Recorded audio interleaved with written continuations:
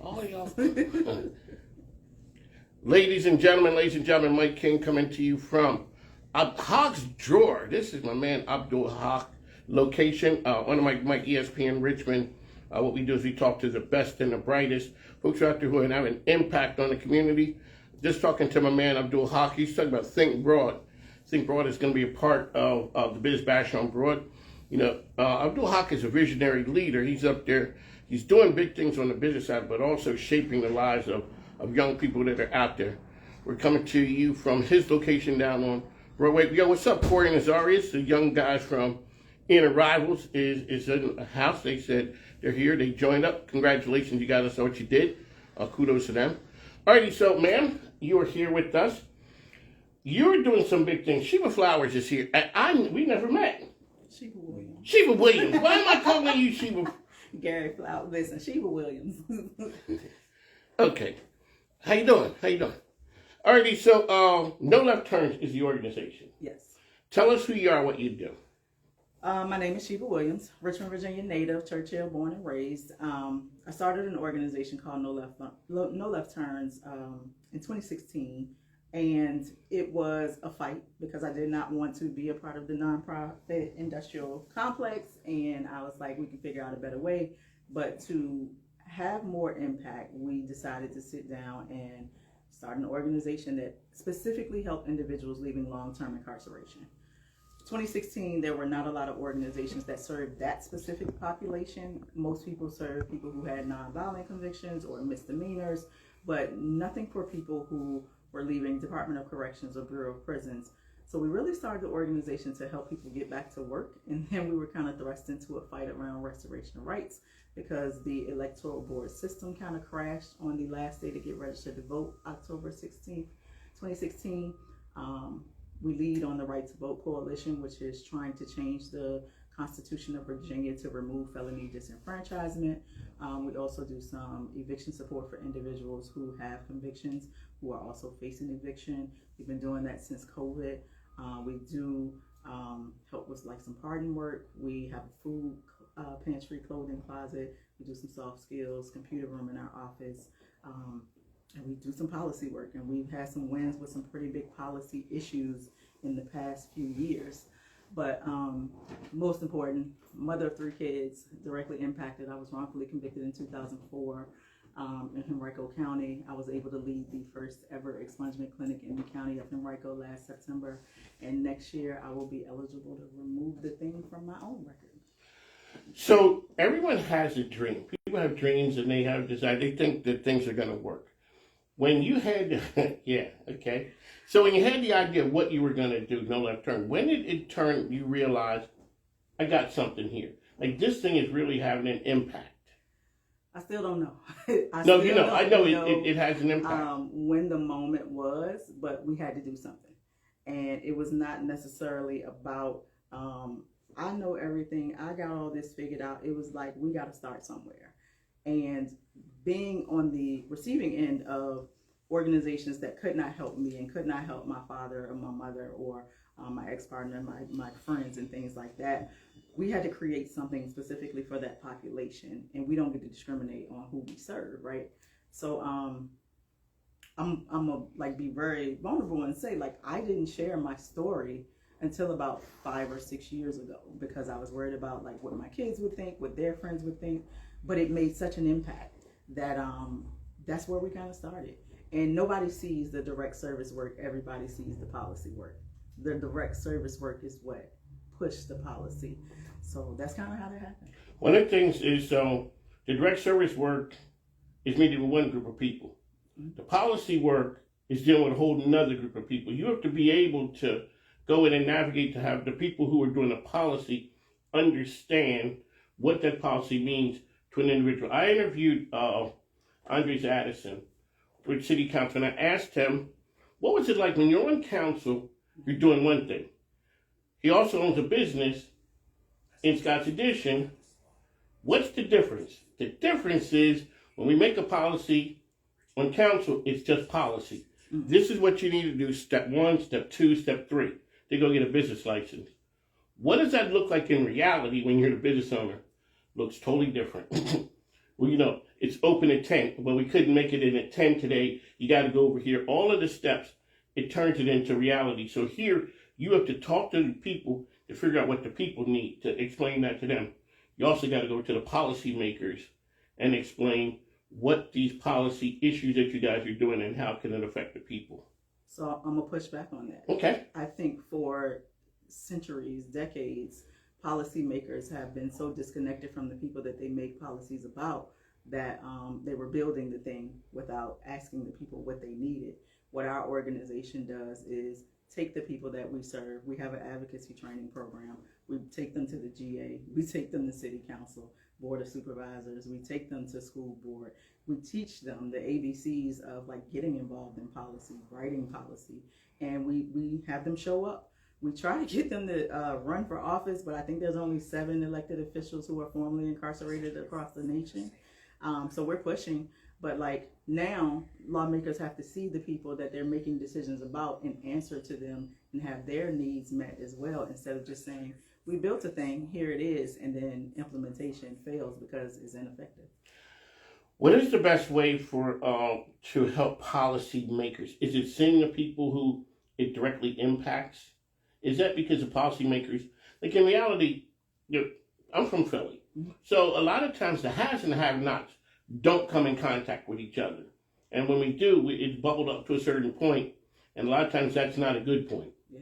So how do we make that conversation better and more understandable for the people who are making policy?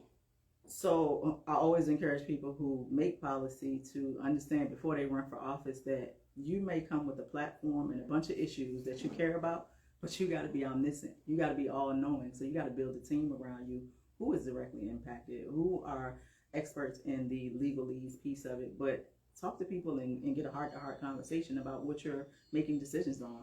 Because you can get elected and say you care about criminal justice, and you might end up on the Soil and Water Board, or you might end up on cities and towns where you're making decisions about toll roads.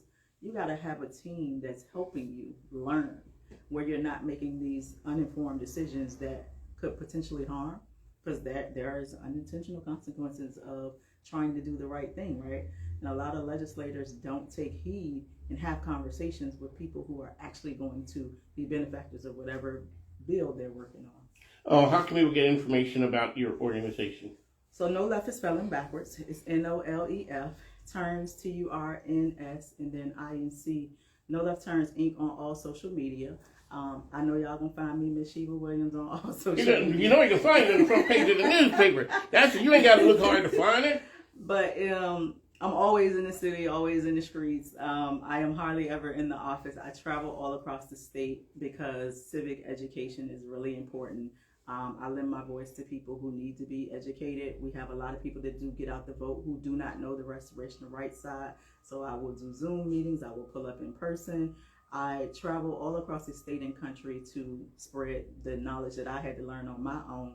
But if y'all come to Richmond next month, September 11th and 12th, y'all can see us do my first conference at the Greater Richmond Convention Center. And then September 20th, if you come back, you can party with us. We're going to party with you. But we're going to get the work out the way first. Yeah, that's we're going to get the work out the way, and then we're going to have the party. Yes. One of the things, so I went to, here it's called Leadership Metro Richmond. Mm-hmm. I went to one in York, Pennsylvania. It was Leadership York. And one of the things that we did was we rode the bus. Mm-hmm. Now, I'm from Philly.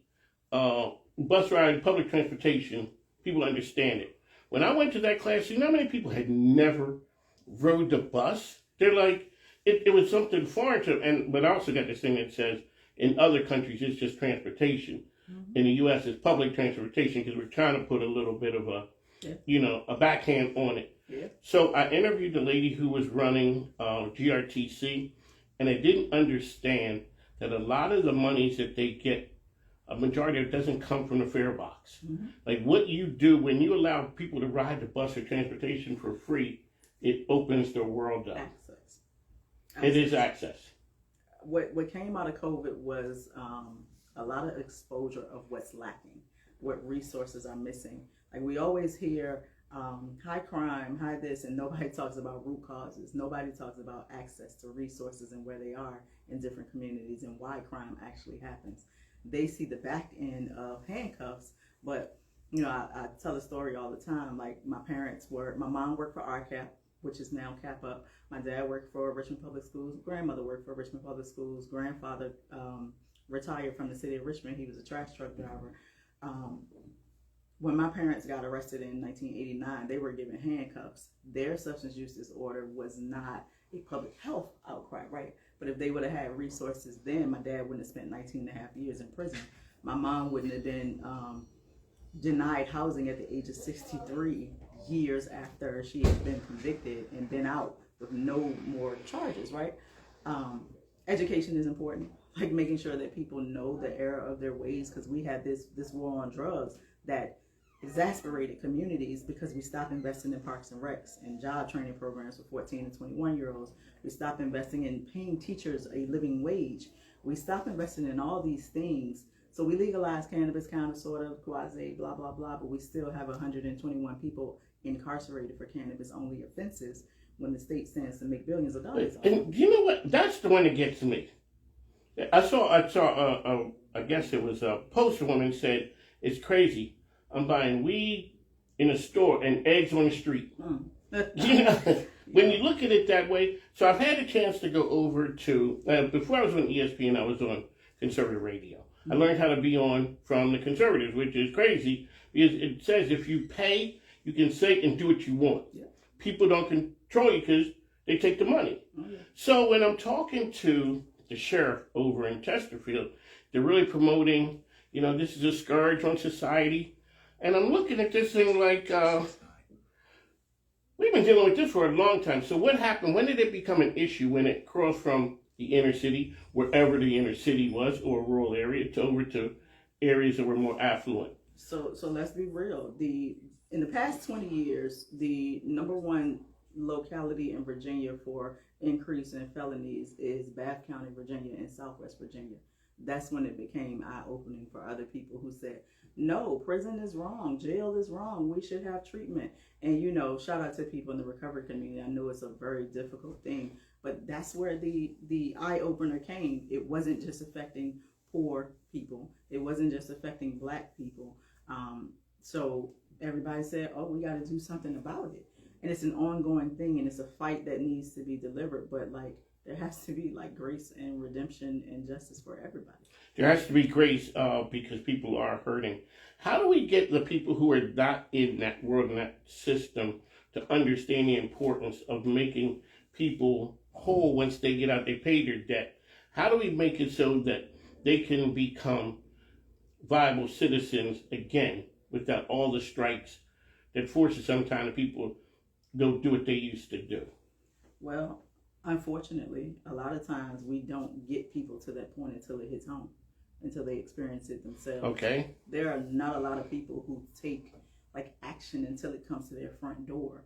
And unfortunately, the way that this fentanyl crisis is, it's coming to people's front door, front and center, and it's hitting them in the chest. And they're saying, oh, I didn't know the jails were run like this. I didn't know that people were being deprived food. I didn't know that Department of Professional and Occupational Regulation has a 20-year look-back period, or you can be denied housing legally if you have a record that's 20, 30, 40, 50 years old.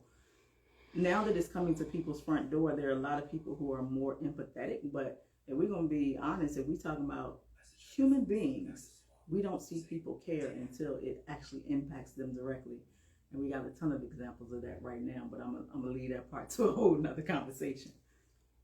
And we're going to get to that conversation because a lot of times people don't look at things until it becomes their issue, their problem. Okay, so now I see you got the paper here. We got some big things happening. Okay, let's talk about this event that you. One second now, hold on a second. I done came down and brought you down in a Haqq drawer. You know, you got it smelling all good down in here. I'm doing Haqq. You know, he is a man with Think Broad, the initiative, going to be part of my Biz Bash on Broad Street. We always look for people who are doing big things, people who see things before others do, where they don't see it clearly. How'd you end up on the front page of the newspaper? That's all I want to know. So it was by accident.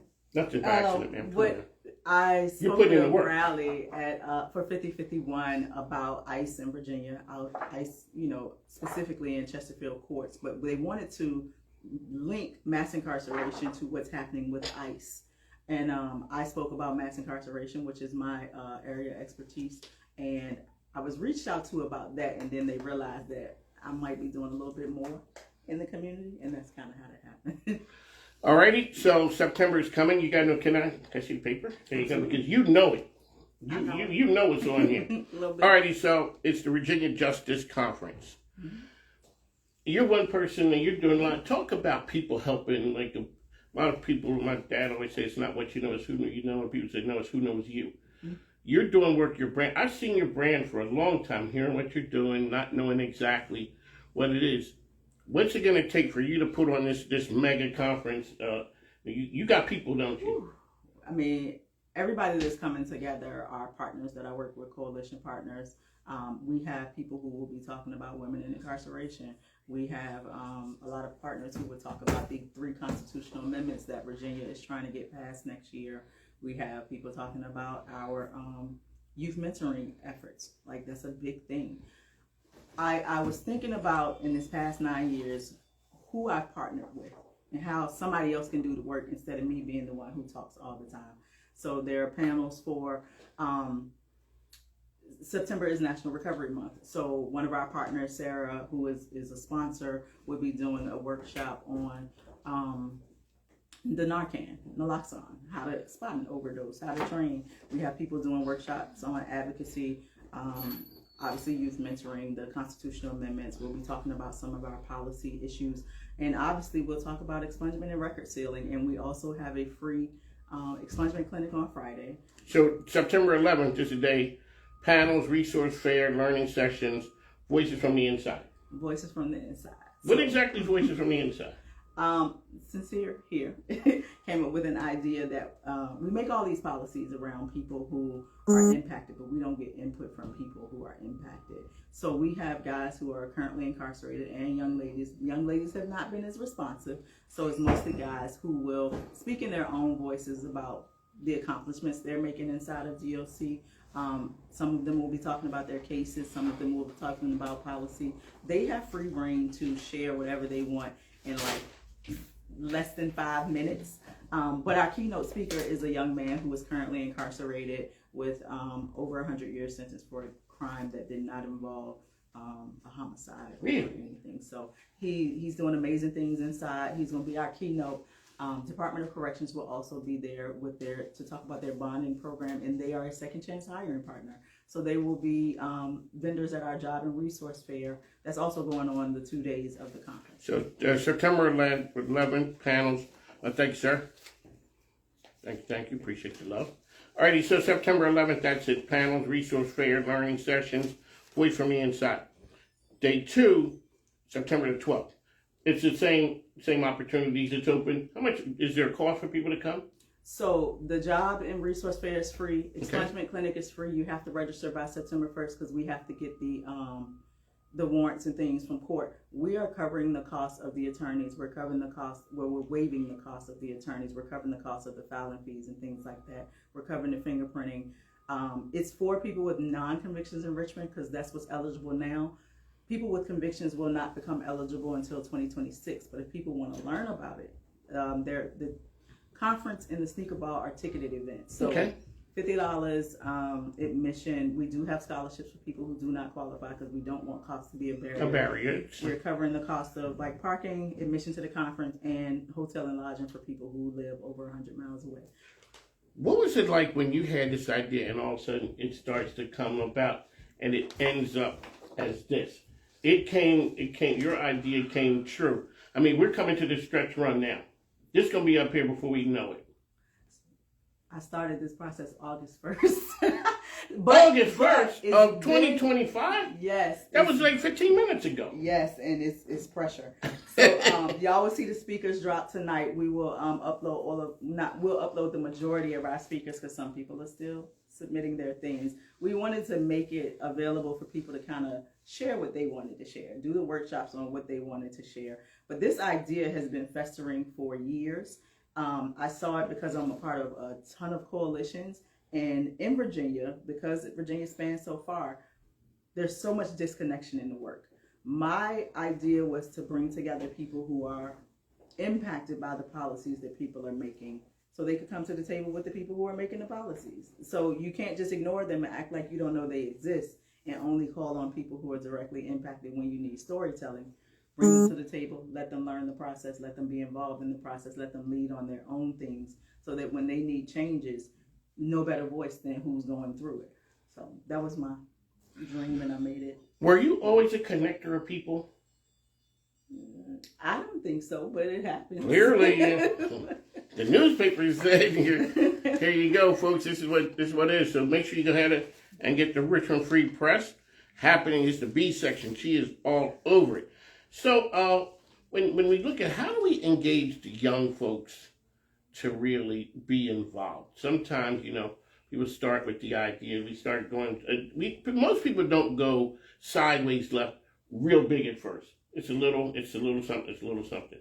How do we keep them engaged so that maybe they don't end up on the other side?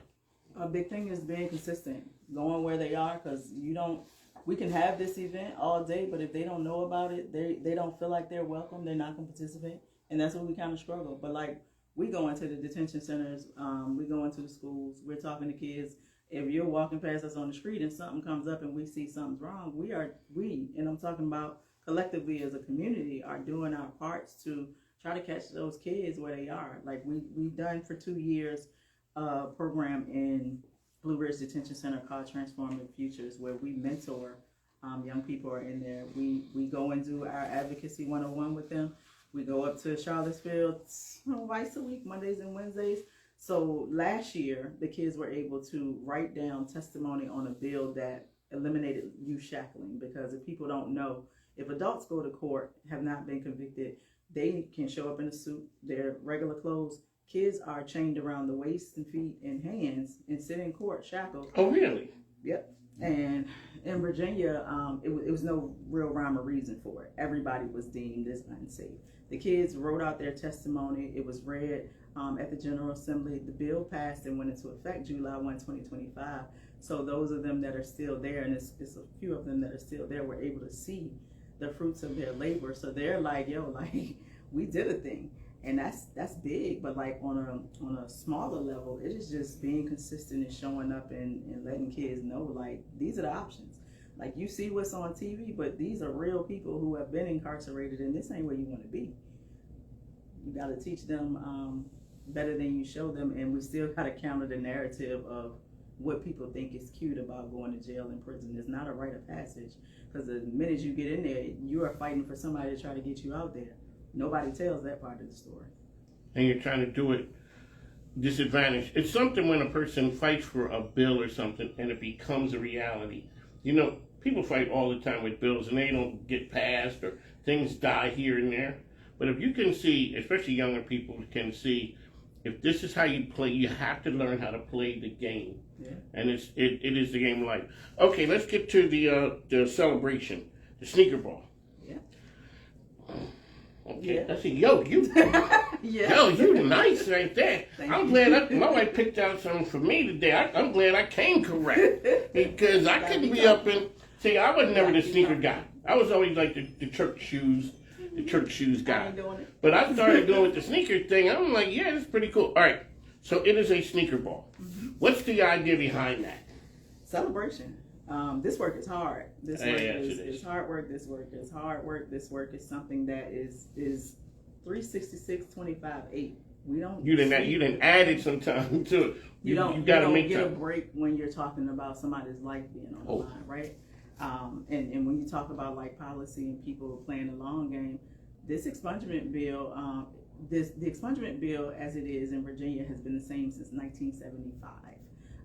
And there have been bills put in year after year after year, way back to the late Congressman McEachin putting in expungement bills. So I want people to like understand how long that process took. It came well before I started in this work, and I became aware of it because my sister was wrongfully arrested, and when she was acquitted, she still had to go back before a judge, pay $98 per charge, be fingerprinted again, and ask for permission to have a thing removed from her record that she was not convicted of. So that's how I kind of got into that, and that was, I ain't gonna tell my age because I'm 25 every day. Yeah, that's right. Every day. But, no matter, we don't listen to what nobody's saying. A couple of decades ago is when I became aware, and it took until 2021 special session for this to become reality. And it was not because of the expungement piece, it was because $25 million was put in a cannabis bill to give police permission to remove cannabis offenses from people's records. It wasn't about anything else, and a group of us who had never met each other got together, and we still get together like every 2 weeks on Zoom. We didn't meet in person for 3 years, but we were meeting with legislators. We were talking to the community. We were doing rallies. COVID was happening, so we had to wear masks. We were doing rallies in Charlottesville and Richmond. We did all of this legwork to make this thing happen, and then they changed the bill. This year, after 4 years, we've been telling people this is what's going to happen in 2025. This year, they changed the bill and carved out like 118 offenses, but it's supposed to take effect next year. But like, there's ups and downs in this work, and you got to be dedicated to some things, and sometimes you got to be willing to pass the baton to somebody else, which I be trying every day, but they keep. Wait, they keep handing it back to you? They keep. Or they see you coming, they start running. Yo, Sheba coming. Yeah, we got some work to do. Oh, 4x4. Exactly. All right, so Sneaker Ball is September the 20th. Yeah. How about sponsors? You guys have sponsors, need sponsors, or we always need probably sponsors. need sponsors because changing the world ain't cheap, easy, or free. That's what my father always said. Money got to change hands somewhere. So we absolutely need sponsors. It's a very expensive thing. This is my inaugural concert, so I did not realize just how expensive it is.